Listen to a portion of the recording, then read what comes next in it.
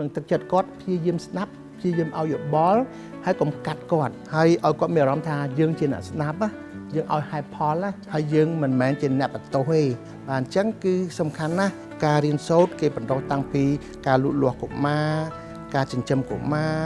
ហើយការធ្វើជាឪពុកម្ដាយយ៉ាងម៉េចបើគេចាប់តាមបោកខ្លួនហើយយើងកុំទប់គាត់អត់បានទេឲ្យគាត់អស់មកកន្សួលទៅប៉ុន្តែយើងត្រូវចាប់អារម្មណ៍ថាពេលគាត់យំបោកខ្លួនម្ដងគាត់បកិច្ចកិនឬគាត់ស្រែកណានេះហ្នឹងណាតើស្អីគេដែលធ្វើឲ្យគាត់ធ្វើអញ្ចឹងយើងព្យាយាមកាត់អាហ្នឹងចេញហើយព្យាយាមស្ដាប់គាត់ហើយបញ្យល់គាត់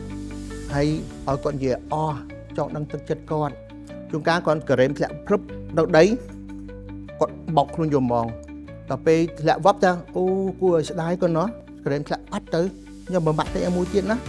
ហើយមើលមកគាត់ញញឹមអីទៅដល់ហ្នឹងអត់អីទេដល់យើងតាហើយនេះចៅមួយទៀតគាត់កាន់ការ៉េមមិនបានដែលខុសគ្នាឃើញទេវាខុសគ្នាអញ្ចឹងថាអាការនិយាយណាទៅក្មេងថ្ងៃក្រោយដល់អញទៅធ្លាក់ការ៉េមគឺហើយថ្មងហើយគាត់ធ្លាក់វប់បោកខ្លួនយកវប់អញ្ចឹងគេថាស្អីក៏ដោយវាចិត្តសាស្ត្រនៃការនិយាយអញ្ចឹងវាថាកូនមើលវប់ដល់ពេលធ្លាក់ការ៉េមវប់ខ្ញុំអង្គុយដីវប់ឲ្យស្មើគ្នាអូ sorry កូនណាហ្នឹងហើយ Mommy sorry ទៅការ៉េមធ្លាក់បាត់ចាំ Mommy ទិញថ្មីឲ្យកូនហ្នឹងហើយ It's okay អត់អីកូនបាទចង់មានអារម្មណ៍វមក៏ក្តៅហើយយើងអត់ទេដាក់មកកញ្ញោភុះទិញកាន់ប៉ុណ្ណឹងក៏កាន់រស់ដែរអញ្ចឹងហើយយើងជេរយើងទៅអញ្ចឹងក្មេងចាប់តាម21ក្នុងចិត្តដែរបើថ្ងៃក្រោយអញរស់ការ៉េមគឺថាមើលត្រូវមកធ្វើយំឲ្យហើយការពារខ្លួននៅស្រុកគេលោកឪពុកអ្នកម្ដាយភាគច្រើនគេរៀនចេះដឹងចឹងការនិយាយស្ដីគេប្រើចិត្តសាស្ត្រផ្ទុយច្រើនមានន័យថាយើងធ្វើអីក៏ដោយយើងលើកទឹកចិត្តគាត់ពេលគាត់ធ្វើល្អពេលគាត់ធ្វើមិនល្អយើងអត់វាយទេប៉ុន្តែបើគាត់ត្រូវការទៅលេងថ្ងៃហ្នឹងម៉ោងហ្នឹងយើងអត់ឲ្យគាត់ទៅលេងបាទហើយមួយថ្ងៃហ្នឹងគាត់អត់បានធ្វើមេរៀនទេយើងអត់ឲ្យគាត់ចេញក្រៅផ្ទះហើយបើថ្ងៃហ្នឹងគាត់ត្រូវទៅគេមកផ្ទះមិត្តភ័ក្តិយើងមិនឲ្យទៅបើមិនគាត់មិនបំពេញការងារនេះឲ្យហើយបើមិនគាត់បំពេញហើយយើងឲ្យគាត់ទៅហ្នឹងគេហៅថាចិត្តប្រសាសន៍ផ្ទុយការឲ្យទឹកលើកទឹកចិត្តបន្ទាប់ពីគាត់ធ្វើរបស់ល្អអញ្ចឹងគេហៅថា positive reinforcement ណាវិជ្ជមានដែលគាត់បានធ្វើមកវាជាអត្តពលមកកម្រិតទៅខ្ពស់ឡើងបាទអញ្ចឹងគឺសំខាន់ណាស់ការរៀនសូត្រគេបន្តតាំងពីការលូតលាស់កុមារការចិញ្ចឹមកុមារហើយការធ្វើជាឪពុកម្ដាយយ៉ាងម៉េចគេមានបរិញ្ញាយើងតាំងពីទូចដល់ធំអញ្ចឹងវាចំណេះទូទៅនៅក្នុងគ្រួសារគេចង់ឲ្យមានទឹកចិត្តល្អស្មារតីល្អវិធីសាស្ត្រចិញ្ចឹមកូនមាន4ប្រភេទការចិញ្ចឹមដំបូងគេហៅថាចិញ្ចឹមអំណាចបដការមានន័យថាម៉ែឪគឺដឹកនាំទាំងអស់សម្រេចទាំងអស់មិនអាចតបបានមិនអាចបញ្យល់បានហើយក៏ច្បាប់ត្រូវទៅធ្វើតាម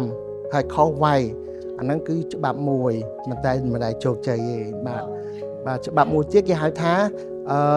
not involve អត់ចូលរួមប្រមងគឺថាអត់ខ្វាយខ្វល់អ្នកឯងធ្វើអីធ្វើទៅបាទអាហ្នឹងទី2ដែលការបដិបដាកូនហើយភាគច្រើននៅស្រុកខ្មែរយើងចូលអាទី2ហ្នឹងឯងហើយនៅអាទី1បាទហើយទី2ទី1ហ្នឹងឯងដែលថាធ្វើឲ្យកូនស្រុកខ្មែរយើងគឺមានបញ្ហាទាំងរាងកាយទាំងផ្លូវចិត្តទាំងការលូតលាស់និងប្រឈមក្នុងសង្គម